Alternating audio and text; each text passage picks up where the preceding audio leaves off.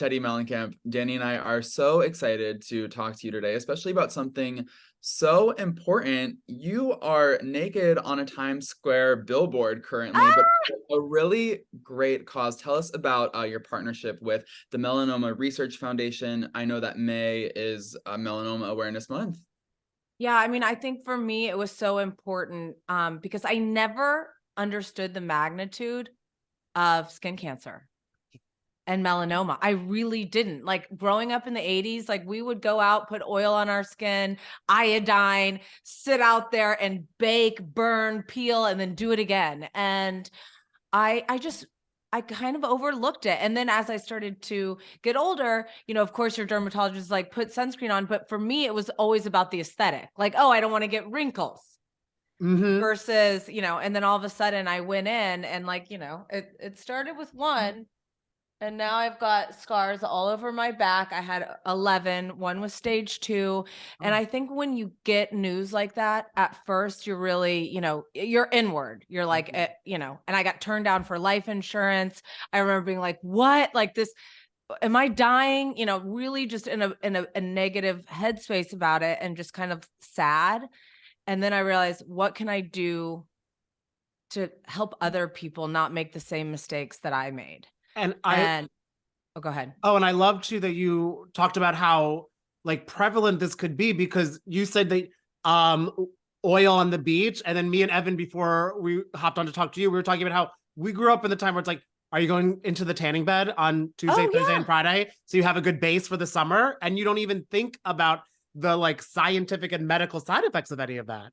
No, you're thinking like, how am I going to look good in my bathing suit on spring break or whatever it was that I was doing? And I mean, it didn't stop when I was a kid. Like, it was like, I was still an adult and I would be like, I would do both. I would do tanning bed and then get a spray tan on top of it because I'd get red from the tanning bed. And then I wanted to orange myself up, apparently. That is wildly relatable. First of all, I'm a redhead.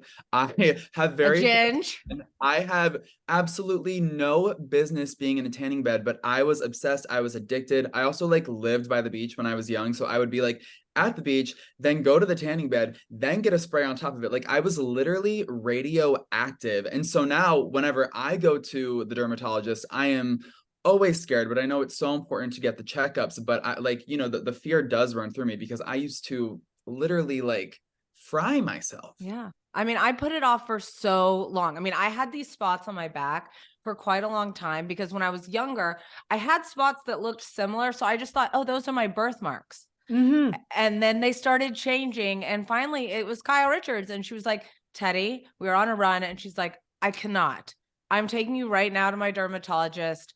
You have to go. It's changed. Like from when I met you 5 years ago to now, it looks completely different. And that's where it's a problem. So, I mean, we all have moles and different things, but the part that was so crazy to me is mine were white spots. So I always thought that if you were going to have melanoma, it's you have a mole and then it changes but it can be anything. So, and then mine just kept getting, more and more and more. And I realized the only way I was kind of going to work through it is by helping other people not make the same mistake. And also our kids, as parents, it really is important to not just do it when they're outside on a bright sunny day. If there's a haze, they can still get sun. And the importance of them putting it on themselves as well and knowing it's a priority. And are you someone, because you said that you were putting it off until Kyle Richards quite literally dragged you to the dermatologist. Are you someone, because I fall in this category sometimes too, when you're like, okay, I think something's wrong, but I just want to put it off a little bit because I can't come to terms. Is that kind of how you were with the situation?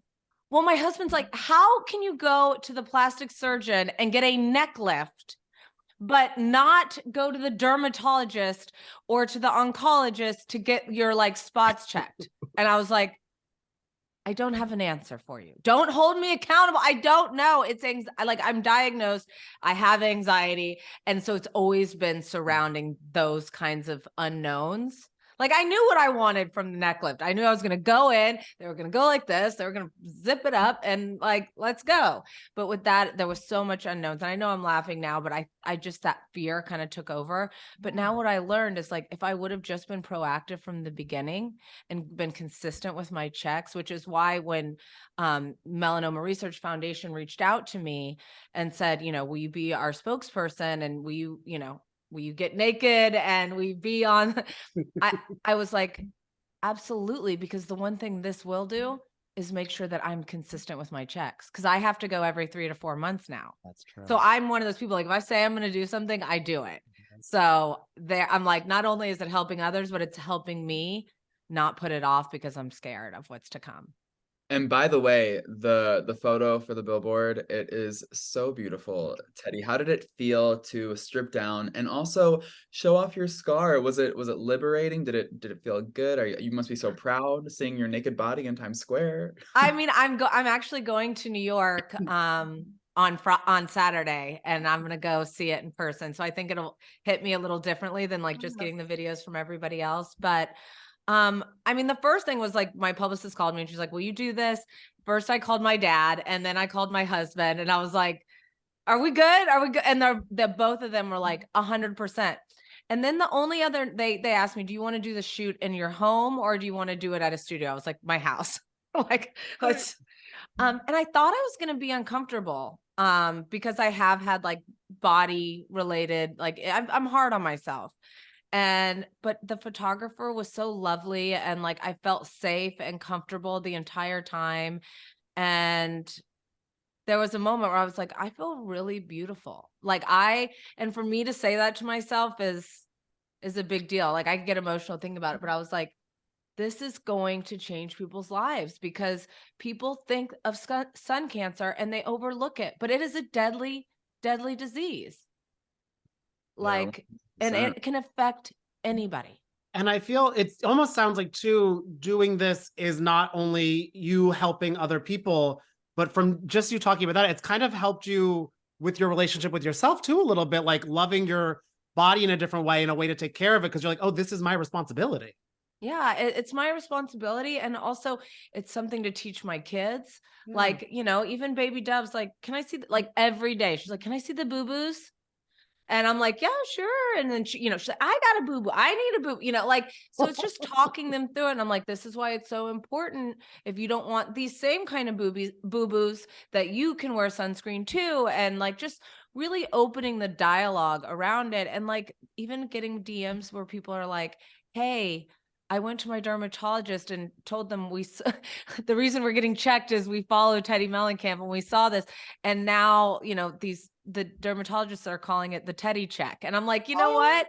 Just those little things, like it makes the bad worth it. I'm like, I've done so many crappy things in my life. Like this, at least like I can feel good about. I can be like, wow, you know, like this makes up for it.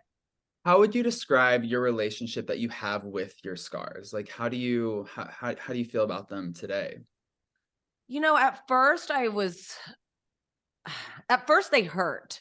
So it was like a different type of thing. You know, it was more just like I was in pain. I didn't feel like I could fully use my arm because they also took taking the lymph nodes out hurts more than the other one. So they had to take lymph nodes out as well here and here. And so I was just kind of in pain, but now that that's gone, I mean, my husband kind of said it best the other day. I was wearing like a white tank top and just jeans and had no makeup on. He's like, you look so just natural and beautiful. And he's like, and your scars, they're a true testament to the life that you've lived and how far you've come.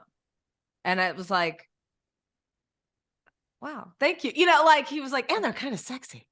He's like, you look like a badass. Well, I love how you truly own them. I was at Kyle's recent event in LA, Teddi, with you.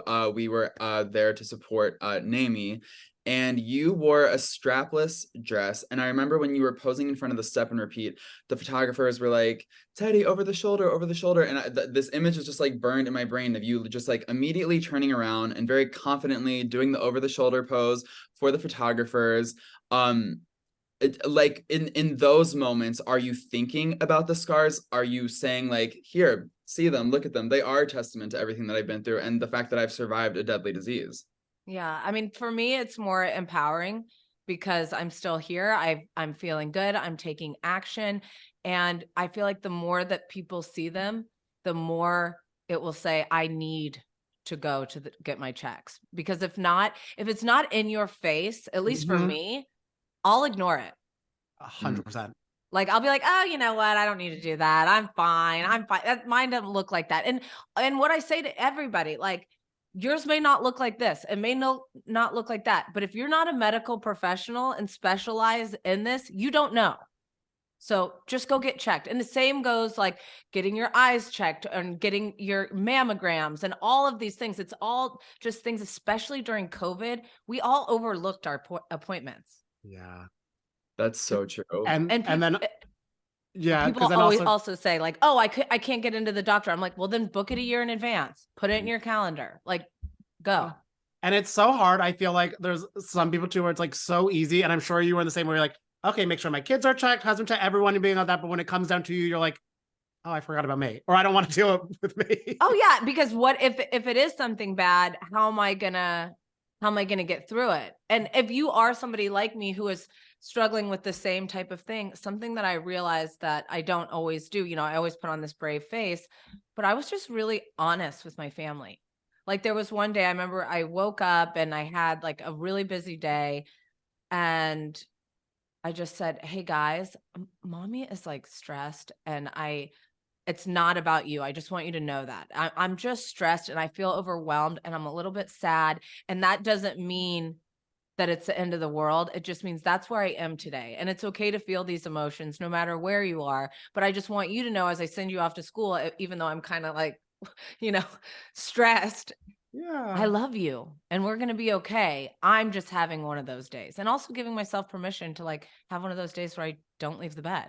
Yeah. Like human. feeling all the emotions. Yeah. What was going through your mind when you found out the results of your biopsies? Or did you even have to wait for the biopsy results? Like when did you find out? So but it happened multiple times. The first time I found out, right when I went to the dermatologist, she looked at one of the spots and she was like, this one looks like a problem. Would you rather me biopsy it? It'll take, 5 days and then come back in and get it removed or go to a plastic surgeon, get it removed? Or do you want me just to try to take all the things out and then, then I'll biopsy it? And I said, just take it all out. And she's like, are you sure? And I'm like, she's like, it could look better. I'm like, I don't care. I won't come back. Just come and take it all out now. And then they called and that was the one that was actually stage 2. So that one kind of hit me like a ton of bricks. But then they were like, all right, now go to the oncologist. I went to the oncologist and everything else was okay. They said, come back in 3 months. And then I went back in 3 months. It was just right before BravoCon. And they had to biopsy 4 more. And it was when I was at BravoCon, they had called my husband actually and said, we know Teddi's traveling, but these came up as a problem as well. And we're going to need her to come in as soon as she gets back and get surgery. And he's like, I'm not going to say anything to her, which in hindsight, I'm like, honey, I get that you were trying to protect me, but instead you were just acting kind of like an asshole when I was at BravoCon. Because, he didn't want to like spill it. So every time I talked to him, he was like kind of short on the phone. I'm like, are you mad at me? Like, what's going on? He's like, nothing. No, I'm just busy. And I was like, oh, well, okay. Well, this was how my day went, but it was him trying to protect me.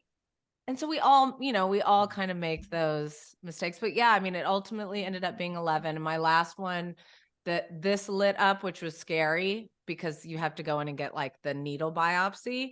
But it came back okay. Like it's just nothing. So I have another appointment next week and then I just have to stay consistent with going to get checks and protecting myself. Also, like I can't dress the way I used to dress like when I'm at the pool. And that's been a learning curve too. Yeah, a little bit more covered up. Yeah, more covered up, staying under the shade. If I'm going to swim with the kids, I wear those like, my little zip ups or my surfer energy. Yeah, you know. Oh my God, yeah, you're blue crushing it. Yes. I'm trying to pretend I'm Kate Bosworth. Yes. Honey, aren't we all? Yeah, I mean, clearly. I love how this all kind of started though, because of your good pal, Kyle Richards. Teddi, we were together recently at Kyle's event, and now that you've had a few weeks to process that night, being back around those Beverly Hills cameras, how did it feel? Did it feel good to be back in the mix? You know, I thought, and I was talking to Tamra about it too, I thought I was going to be at that event and I was going to leave and I was going to feel sad that I wasn't like 100% in the mix and I wasn't there and I'm not going on the trip and like, but I didn't. I was like, you know what? It was really great to go show up and support a friend, and whatever happens in the future with whatever television show ends up working out for me. But like, I didn't have that sadness that I thought I would have. Like, I wasn't like, oh my gosh, I'm so, you know, like got involved in some conversations, you know, and we're a little heated, as one does. Oh, but I didn't, like, that night I came home and I was like, I'm okay. Like, I love my life. I feel that element too must be a little nice. You're like, okay, I got heated in some conversations. You're like, oh, if I don't want to see them, I'm good luck. Bye. I'm good. You know, like, I'm like, listen, if I could have my pick, I'd be like, I'll go on Girls Trip or Traders or one of those. It's 10-day, you know, like something like that, where you can go and live it and get immersed, but then you come home to your life. Yeah. I also feel there is a, like, you really seem to be thriving in the 2 T's in a pod space. And when we interviewed Candace from Potomac, she even just out of the blue, without even saying, she's like, I just talked to Tamra and Teddi. She said, Teddi's thriving. She was like, she's such a pro at podcasting and like, you're so good at it. And it's so entertaining and engaging to listen to and watch. You must really be just like loving being in this space too, I'm assuming. I love it. I mean, I can do it from this spot right here in a rhobh, you know, like, I don't have to sit in hours of glam. I can just come and do, and it's like financially just as beneficial, if not more. And I get to sit there and like laugh and be myself, and there's no editing, and you're just, you know, I can be my messy self. And then if I make a mistake, I'm allowed to go, hey guys, you know what? I jumped the gun here. I said something I regret, or that was kind of an asshole thing to say, or I'm allowed to do that because we're all humans. We all can be petty and we can all say dumb stuff from time to time, but I can own my wrongs right away, which I also like. You could be your true unedited Teddi Mellencamp or whatever. Mendel, listen, I don't even think she knew my first name. Like, I think someone handed her a note card and was like, Teddi, because if you listen to the first half of the podcast, she keeps saying Tamra's name, but never even like addresses me as a human being. But it's so on brand for Ramona, honestly. Like, I've had dinner at her condo before, and she still has no idea who I am. I don't think. I love her so much, and she's doing our live event in a few weeks, and we couldn't be more grateful. But I think it's just her; it's who she is. Yeah, like, she would be like, it would be, she would like stare. I would ask a question, and then she'd be like, I mean, Tamra, you wouldn't even believe. And then I'd call her on something. I'd be like, Ramona, how come you said that the legacy was going to be a bunch of losers? And now, and she's like, maybe I shouldn't have said that. And I'm like, why? Because you're going to potentially allegedly be on it. And she's like, I didn't say that. I'm just happy. You guys do have a good way of getting. Yeah, you have a good way of getting some good tea, literally out of 2 T's in a pod. And I love to now that instead of just like having some Beverly Hills fights, you can kind of fight with every franchise. I mean, and it's effortless for me. Yeah. I'm like, who would have known that I could just, my husband's like, I knew you. I knew you could fight with anyone. I'll be like, what we call it, hashtag making friends. We made some friends today on the pod over at 2 T's in a pod, but yeah, it's good. Were you surprised by the Tamra and Teresa podcast feud? I could not believe how heated it got so fast, so furious. I mean, what were your thoughts? Here's the thing. Listen, like, Tamra took a lot of jabs from Teresa before she went back. Like, Teresa was poking that bear it takes a lot to get an activated Tam. Like, she is you know, I'm more of like the loose cannon on the pod that's going to ask, and she's like going to be friendly and everyone's going to kind of feel more comfort with her, I think, because she's, you know, whatever. And she's so good at it. She's so natural and fun and easygoing. So to get her to that point, you really have to push her. And I think she just was like, enough is enough. Like, and here's the thing, there's room for all of us, but if you're going to kind of call us out and act like we're using you to get one up, when clearly, like, if you're going to say that, just beat us once. Just get more downloads than us once. And then start throwing that kind of shade. Just one time. Like, I'll be waiting, because they interviewed Ramona right before us. Still didn't get to our numbers. No, so, namaste $$ to Chiz or whatever. Yeah, I also didn't know that they interviewed Ramona. I definitely knew that y'all interviewed Ramona. Yeah, we were after Teresa. So we saw that and we're like, oh, damn, we got her after. Didn't matter. We still went number one. But my point is, like, you can't, if you're on these shows, and listen, I've gotten more heat than anybody. Like, someone sent me a message today, like, even when the whole world hated you, I was like, truth. But like, you have to be able to laugh it off. And if you can't, then what are you doing? Not everyone's going to love you all the time. And we always say, you're not only as good as last week's episode. So like, Jen Aiden may have driven us nuts the week before, but then we love her this week. Like, it's just how it goes. And we're not going to walk on eggshells recapping a show. That's our job. Mm-hmm. So I'm sorry that you're offended by it, but I also was offended that Louis came on and, you know, didn't realize he was breaking the fourth wall and openly admitted that he didn't invite Joe and Melissa when he's been the one pretending he wants the family together. Like, that's the truth.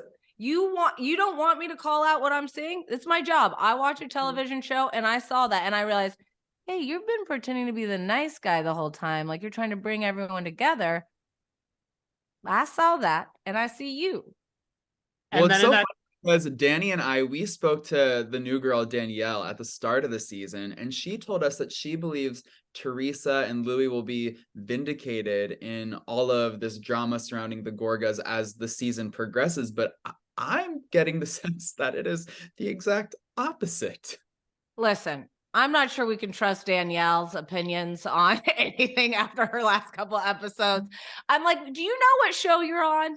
It's called The Real Housewives of New Jersey. I'm sure you've watched it because she comes in and she owns those confessionals. But when she's with the group, that's not the way she's going. So I don't know that she could see the full picture. And right now, her telling her mom about what she heard about Jen and like, just go be a good housewife and tell Melissa. Like, it's already out there. Go. Because now it's been 3 episodes of her like, oh, I know this. Oh, I know this. Oh, I know. Oh, everyone's being mean to me. I'm like, everyone's mean to everyone. This is the show. And I don't want to hear mean girls. I don't want to hear bullying. I don't want to hear that. Like, you know what you signed up for. And it's funny too, because she says Marge was mean to her. Marge has been mean to Jennifer. Marge can throw jabs. I didn't think she was that mean to Danielle. I actually thought in the big scheme, I mean, Rachel, I think just doesn't have anything else to say. So she'll be like, when you called me a rat, because she's like, I got to say something. And this is all I got. So here we go. I'm going to throw this out. Yeah, she's boys. Yeah. But I mean, I think, I think these shows, that this is the point. You get to talk about it. You get to have different opinions. You get to have different favorites. I think the reunion is going to be off the charts. I think it's going to be heated.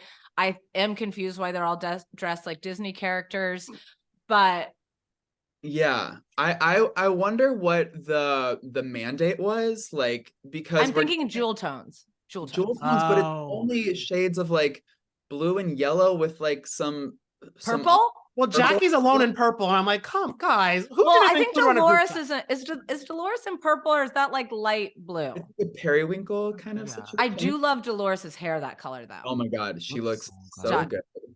Like, Dolores is thriving with her man, her body, her hair. She's looking amazing. Yeah. And I feel like, and what are your thoughts on Frank? Do you think that Frank's concerned about keeping his position and that's why he's going all in like this? Or... Evan knows, because I'm a Taurus through and through. Today's my birthday. I am thank you. I am, if you wrong me and now you're crawling back, no. Especially with that, he's just mad he's not having his cake and eating it too, and at Dolores' house, in my opinion. But do you think it's really about Dolores, or do you think it's about the Jersey Housewife television show? Because if he doesn't have that spot with Dolores and Paulie does, if they don't bring Brittany in, like, I want to know more about Brittany. I think Frank's good for the show. So show us Brittany, because we need some new blood. I was expecting Brittany to be more of a character this season too. Me too. Yeah, I mean, she's in as much as Tiki Barber's wife. Right. Go long, yeah. She's like running to get the football. She's like, oh, did they finish filming the season? Oh, yeah. I agree with you, Teddi. I think that possibly there is a part of him that is upset that if he is less involved in Dolores' life, then he's less involved in the show. And I do think that Frank loves the cameras, and you know what? The cameras love him. And I do like to see him on the show. So I think it would be smart to get Brittany more involved.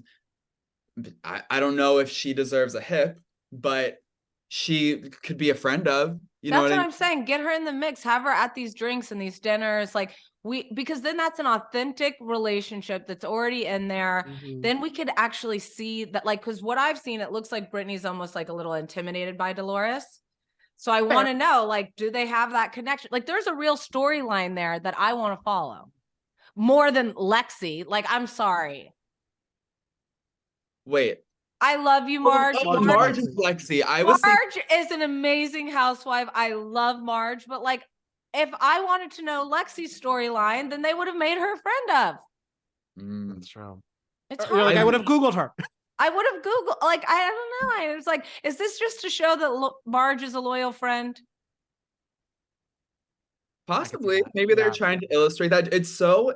I just love hearing how opinionated you are, Teddi, and how much you have leaned into the Bravo fandom. What was your relationship with Bravo programming before you started the podcast? Did you tune in? Were you a fan? Well, before I joined Housewives, I had never seen Housewives. And people say that, but like, I really didn't. Like, I was like Bachelor Nation, I loved dating shows. Like, I was like, watched old school Temptation Islands. I liked that and like true crime. So what my backstory is, I did a pilot and I hated it. Like, I was like, oh my gosh, I'm panicked. And I called CAA, where I used to work, in the mailroom.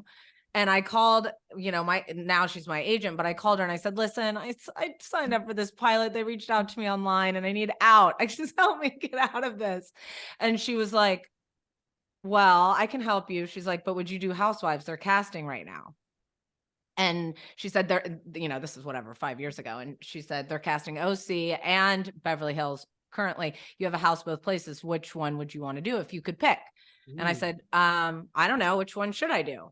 And she said, I think for your business, Beverly Hills would be better. Mm-hmm. And so then I started my meeting. So I didn't start watching until after my first season, which actually kind of screwed me, because then I think it was in my head. Mm-hmm. Like, I was like, oh no, they're going to take this and turn this around. And then I was, I learned a lot. But what I also learned from being on the show is, like, I need to use my voice. I'm not going to be perfect, and people are going to judge me regardless. And using my voice, whether it's opinionated or it's annoying or I'm wrong, like, that's what I have to do, because it's who I am in my real life. I didn't like seeing that version of me that was kind of meek and timid. Wait, what was the premise of the first pilot? What was it about?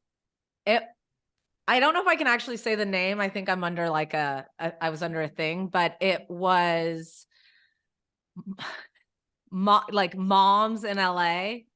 And and it was a bunch of because at that point I was on Instagram through my my transformation and stuff like that. So everybody on there was like an influencer of sorts. And so it was like myself. There was do you know who Sarah Stage is? No. Remember the woman who got pregnant and you couldn't tell she was pregnant, and then everyone thought she'd faked the pregnancy? She's a model. Yes. Okay, yes. So her, it was an NFL player's wife. It was all of us. But it was a doozy. And I was like, if this gets picked up, I absolutely cannot do this. Wow. And look where your heart led you. You knew you had to get out, and then you ended up on Housewives, and not just Housewives, but like the cream of the crop of the franchise, like on Beverly Hills with a diamond. That's just funny how like you manifest things in life. Yeah. And I think that's where I am right now too. It's like, I know I want to do another show, but I want that show to be something that I really want and that I know I'm going to thrive in.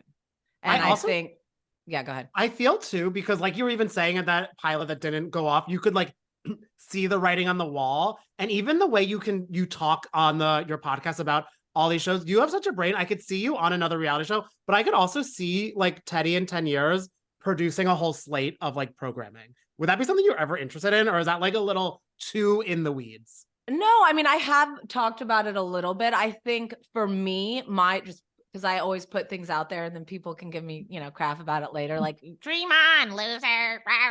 But like, I would rather my chain of events would be like, I'd want to do another show where it's part of an ensemble.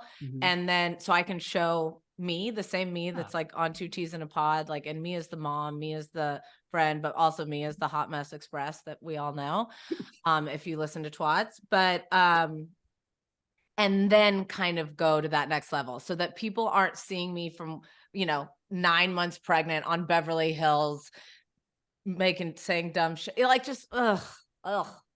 You want to be able to have a little, so that's very fair. I like that. But I think like there's a whole world out there for things that you want. Like, I know when I watch TV, I want to see like, how did that woman actually turn this into a business? Yeah. What are the actual fights you have with your husband?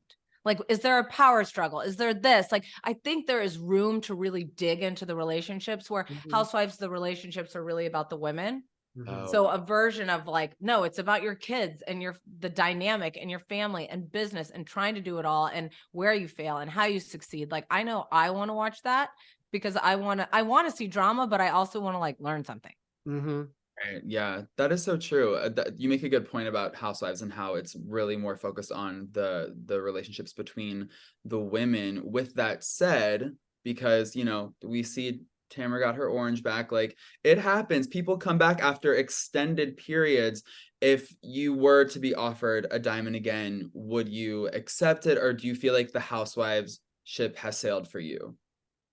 I never say never because then, the one time I spoke in absolutes and everyone's like, you were lying. So I was like, I can't ever say never. I've learned that the hard way. But in my heart of hearts, I feel like there's something else. I love that. That would be better for me. And I would, listen, I love making money. I love working hard.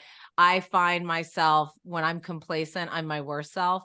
So like, I'm a hustler, so I will figure out something and keep going, but I just don't know what it is.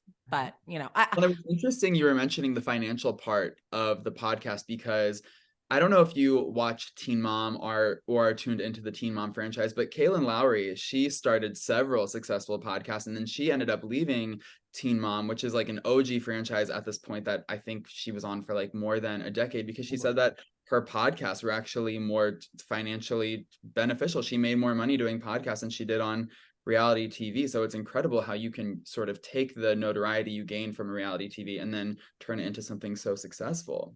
Yeah, I mean, I think I wasn't even really where I'd done a podcast for iHeart for 3 years and my contract was up. And it was about health and wellness. And I loved doing it, but I had gotten to the point where I was like, okay, like I feel like this ship has sailed. Like, and I got decent amount of downloads, but they asked me, they're like, will you, now that your contract's up with Bravo and this and that, like, will you start talking about Housewives? And I was like, no. And then, cause I still was like hurt. I was still like bitter Betty. Yeah. I was bitter Betty. I was like, I don't want to do this. And then when I asked them, I said, listen, I'll do it if I get to pick if I want to co-host and I want it to be somebody that's permanent. I don't want you just to bring in randoms every week. And I want to pick. And they gave me these suggestions. And I finally was like, no, I want Tamra Judge. She was also recently fired. And once I was able to kind of lean into that, and once I saw our connection, I'm like, we just struck gold. Like, I didn't know her super well before, but once I saw her dynamic and even the way we are, and like once I'm recapping Orange County, it's like you guys are going to be in for a real treat, because Tamra and I fight already. I can't even imagine once I'm recapping her. Can't wait for something to happen in Orange County and you not take her side on it, and just like to have like, it'll be like a 3-hour uncut episode. It'll be like the Titanic. No, I'm watching 2 teas and a pot. Well, I'm also like, listen, I saw the trailer. I'm like, why am I always the asshole on the pod when this is you in the trailer? Yeah. I was like, this isn't fair. I need that. I need her with me. So I get a break sometimes from being the jerk. Yeah, I mean, what was your reaction to the trailer? It was pretty explosive, but Tamra's out here saying that it was even more dramatic than what the trailer showed. Yeah, Tamra's like, it's so much more. And I mean, I'll never give anything away, but like some of the stories I have heard, I mean, I think this season's going to be great. And I think also, and I'm not just saying this because, you know, Tamra's my co-host. Tamra is such good TV. Oh. Because she really, most people say they don't give any Fs. She really doesn't. Like, she doesn't, if she feels something, she doesn't care who her friends are, what the situation is. She is going to say it, and she's going to say it with intensity. And I think they needed her. I mean, 100%. It was a godsend that she came back to the franchise, especially after the previous season, which, you know, we struggled through. We got through it, but Tamra was definitely, I mean, it was a relief to me. Well, do you guys think I need to go back and watch old Tamra's? Because I didn't watch OC back then. Oh my God. Everyone's like, you need to do a rewatch with Tamra. I was gonna, yes.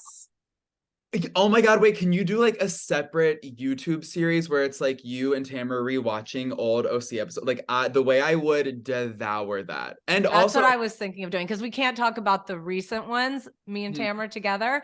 So I was like, we could do a rewatch though, and like start, what did she start, season 3? Yeah. Yes. Oh my God, I need your thoughts on like, there's so many amazing, iconic So much gold. Wait, I am very excited for that to happen now. To see you reacting with like virgin eyes would be just so delicious. That's what I was thinking. I was like, I think I can do it, but I can't do it and not like have a job for it. Like I can, because some of our producers are like, just go back and watch them. I'm like, no, I want to talk about it. And we got to monetize this. Like, yeah, to stream it, I need a direct deposit, and then I will. What do you think the best season of OC ever was? That's really tough. I actually just rewatched season 1, which it was just Is like that Joe and Slade? Yes, and it was just a completely different show back then. I know you should definitely start with the Tamra seasons, like season 3 for this potential project that we're talking about. But you need to go back and watch seasons 1 and 2, because I think it would just blow your mind, the evolution of Real Housewives from like where it started, because it is just like. And also before people like they were like it was before like a glam squad existed or anything. Like everybody looked good, but it was like people on like a Motorola like phone, like paper everywhere. Suitcase. Yeah. Well, I even teased Tamra. I'm like, you know, we did like, I did a side-by-side of Tamra's first reunion look and mine. And she's in her Sky top. Remember Sky in the mall? Yes. I was like, they love the Sky top. With the bangs and like, I'm like, did you get glam? Like it, but that being said, I do appreciate the no glam. I think there's a time and a place for glam 100%. But like, I always wanted when I was on Beverly Hills, I'm like, can we just not?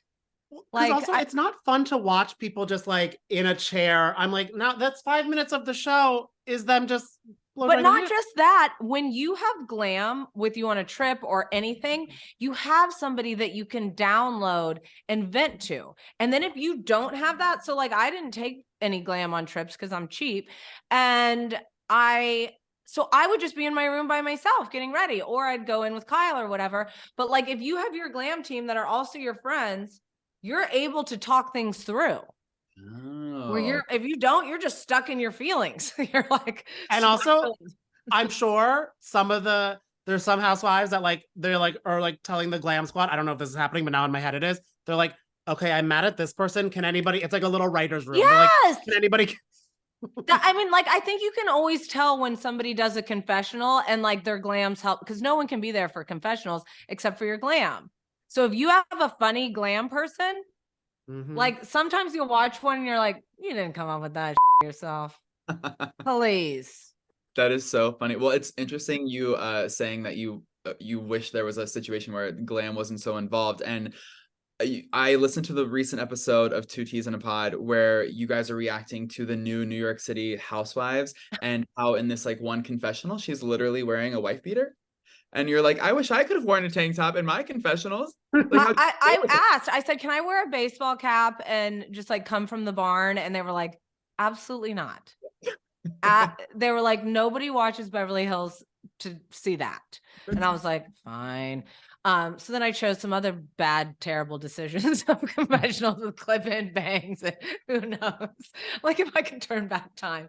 But people also are like, oh, you changed. Your look changed. I'm like, I was broke season 1. Like I didn't have any money. Like my husband had money, but I've always been like stubborn. Like I was like, I'm not asking him for money. So I borrowed all my friends' clothes, like would like scrape around to like find, like that little outfit that I wore that looked like the skater outfit. That was the girl who did my hair's romper. Oh, wow. I wear that. It looks like I wear to Vegas. Like, I'm like, so yeah, then you get on Instagram, people start paying you on Instagram. So you can buy nicer things. Cause I was just like, my husband and I have separate finances. And I was like in a situation, I'm like, yeah, we live in a nice house and we do this and do that and have nice cars. But those are things he pays for. I wasn't going to be like, hey, can you pay for me to like get nicer clothes and wear all, designer and also, label. After watching yourself on TV, all I would do is like, okay, I need an entire new wardrobe, an entire new face. I need to just completely change my body. Yeah. I was like, oh, well, you know what? Note to self, don't ever wear that sparkly number again while pregnant. My fear is always because I would just feel like I'd be like hunched over sitting and I'd be like, no, my posture. Well, I use my hands so much and people are like, stop. So one day during a confessional, I was like, I'm not going to do it. And I sat like this and the producer looked at me. He's like, now you have zero emotion at all. Like if you don't, we need your hands or else you're just like with your Botox, you're just like a zombie up there. Oh my God. That's so funny. Well, Teddi, it's really interesting to hear you say that you would like scrounge for looks and you were scraping by. And I think that probably a big misconception about you being the daughter of John Mellencamp is that, everything was handed to you. And you did a post recently about Nepo babies, which obviously is like a buzz term, and how, you kind of raise this question, like maybe Nepo babies might have it like a little bit harder because there's a lot of pressure on Nepo babies. What do you make of the discussion about Nepo babies? Do you identify as a Nepo baby? Like what are your thoughts there? I mean, somebody said like, oh, you're too old to be a Nepo baby. I was like, no, hold on. I was like, maybe. I mean, I don't think that Nepo babies have it harder. I'm just saying you can go one or two ways as a Nepo baby. You can rest on your parents' coattails, or it gives you an incredible amount of drive because you see somebody who's excelled at whatever it is that they do. So for me growing up, even though I grew up with my mom, like I knew my dad was always hustling. I mean, he's still on tour. He's 70 something years old. And like, he is on like a year-long tour. Like he is a worker and he always put that same thing with us. And like, same with my mom, like she, still to this day works her butt off. And like, that's just always what we were taught. And I think because I don't even know if it's Nepo babies, because you don't even have to be a Nepo baby, but because I didn't have a trust fund, I knew like when I didn't go, my parents, they said, we'll pay for you through college. But then I didn't go to college and they said, well, then that's it. Like, we'll help you ship your car to LA, but then you need jobs. And I mean, I worked at CA in the mailroom. I worked at Mr. Chow and Euro Chow as a hostess. Like, I did what I could to like get my pink dot, For those that don't live in LA, that's like a delivery grocery store that like would deliver muffins for $2. Hence why I gained 100 pounds my first year out here. On just driving around eating muffins, in a mailroom. But I think that's so nice. Honestly, haven't. And I think that's what's so important. It's the outlook that parents give their kids too. Because I also, on the flip side, you were taught like, okay, if you want to work, you go to work. Because you'd see some dark sides of like Nepo babies where they're like, oh, they don't have to, like everything's kind of like handed to them, but then they almost live in the shadow and they get into like downward spirals in that way too. It could get really messy. Yeah. And I mean, I think there's also, and when you are somebody that is a work, I've worked other than when I was, birthing my children, like I've worked since I was 17 years old. And then you start to get like a chip on your shoulder when people say something about, and I'm like, finally I got to the point where I'm like, I'm proud of who my dad is, but I shouldn't have to like defend who I am and my self-worth because of him. Like it should be, we are two separate humans that I'm really proud to be his daughter. And I'm really proud for the lessons that I've learned. And gosh, if I could sing like that and write music like that, amazing. But also I'm really proud of who I am and how hard I've worked and the life that I've become. And at the end of the day, when somebody's when my dad has the question and he needs advice, he's calling me and vice versa. So it's like, we have a mutual respect for one another, but I also am really grateful he didn't just hand me everything, because if I didn't know what it meant to like work my butt off, and if I wanted a new nice car, what I had to do, if I wanted this, like, I don't know that I'd be where I am today. You had to you had to work for that fake ID. I had to one night stand of your life. I mean, Claire got me in that door.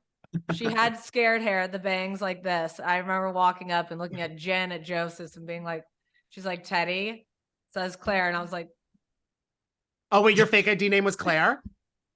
All my friends were older. And I'm like, oh my God, I love it. Oh, Claire, she's like your alter ego. Claire was kind of messy. Was it a California ID? Nope, even worse. Like it was like I was in town visiting. Oh my God, wait, what, do you remember what state? I think Arkansas. Okay, mine was Illinois. Okay, so that's, yeah. It was a real ID. It was just fake to me and looked not like me. That is hysterical. What do you make of the reaction to your story about Matt Damon? I could kill Tamra. I honestly, I mean, don't put me in jail, guys, because I didn't. But when she did that on live radio, I was like, and she's like, payback's a bitch, because I did something to her at BravoCon and she's been dangling it over me. So I knew that at some point it was going to come. I just didn't know it was going to happen. I was like, you should have waited and done it on our pod at least. Like you gave Jeff Lewis all this publicity. But the part that was even more frustrating was the clickbait. Not only that Tam outed me, but then it was saying that it said, Teddi claims that she blah, blah, blah. I'm like, one, Teddi didn't claim anything. She hasn't even confirmed that this is fact. Her friend outed her on a live radio show. I mean, like Matt Damon, he is a cutie. I met him one time. I got to interview him when I worked at the Hollywood Reporter, and he was like the nicest person on the planet. So I understand the charm. Like it's totally there. Yeah, I mean, I definitely went through a phase in the late 90s where I was like, "Are you an actor? Done." Oh, I'd buy a zoo with Matt Damon today. Let me tell you that much. But imagine having to tell your husband. I was like, hey, honey, so something a little tricky happened today. And Jeff Lewis, he's like, what? I'm like, well, Matt, Tamra brought up MD. I have a feeling it's going to go everywhere. And he's like, and then his first thought, he's like, you better check to make sure he wasn't married or anything then. And I'm like, we're all both online, like, shit. Wasn't. All good. None of the actors of the late 90s, early 2000s that Teddi or your alter ego Claire were married. No, they were all single. And you know, if you went to Bolt House clubs and you walked outside and you left your friend group for a second, you could probably find one yourself. I am so jealous that you lived through that era. That just sounds so magical, like the Bolt House clubs. Like I was in high school when The Hills came out and it was all about like Ledoux and Bolt House and all that stuff. So I'm so sad for myself that I wasn't a part of it, but I'm glad that you were. I mean, it was so much fun, but whose idea was it to have the biggest club night be on a Monday? Like, I remember that next day having to go to work in the same outfit that I went to Joseph's in. And I was like, Joseph's. I looked at Ken, he was my boss, and I sat in the office with him. I'm like, hi, Ken. He's like, how's it going? I'm like, Ken Stovitz's office all day, so hungover. I was like, this is not. It's not Chanel No. 5. It's Kettle One. Sorry, I may smell of vodka and Red Bulls, but don't mind a touch of cigs. Why does that not surprise me? You were a vodka Red Bull girl. Oh, I mean, just so gross. This is disgusting. Human. I'm from Jersey. That's our like national flag. So I'm all for that. But I mean, were you ever a Pizza Hut VIP though? No. What? Okay, I Yeah. will say, and I'm so embarrassed because this was before Chick-fil-A was problematic, but I used to be like a gold card member at Chick-fil-A. I mean, You were a gold star gay at Chick-fil-A. Yeah, gold star. I'm gonna get canceled for this. I mean, I don't know. When my kids want to go to Chick-fil-A, I'm like, I'm driving through Like hiding. hiding. I'm like, I'm not supporting this. We like their nuggets.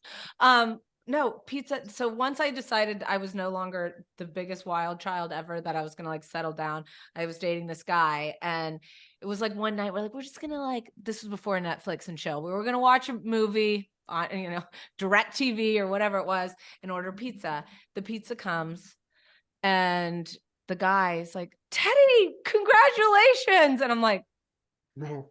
I'm like, what? I'm like, yeah. And he's like, you're officially a pizza VIP. And the guy I was with, he's like, what does it take to be one of those? And they said, you ordered over 100 pizzas in a year. No, ma'am. No, sir. Not today, neck. Yeah, right. Today, ankles. I can't. Honestly, I was like, I need you to never repeat this again. And you got hot blocked. What do you even say? And then I have it with a solid, obviously. I mean, I know you go in my fridge and there's not anything in there but half of a Boone's Farm, but I'm living a healthy lifestyle. Wow, honestly, I'm impressed. 100 pizzas in a year. Teddi, I feel like we could talk to you for literally 3 hours. We have learned so much in this past hour about the importance of getting your skin checked, and also that becoming a pizza VIP member is possible, and it's a dream that I'm gonna go after. You know what? It's something achievable. I did it back in the 90s. I hope they still have it. If not, the good old Pizza days. Hut, I was with you. Thick crust. Claire was there. In the ranch. Claire and I had your back every night at 1 a.m. Yeah. No, seriously, thank you so much for taking the time. This was so fun. We're big fans. Thanks, guys. Appreciate it.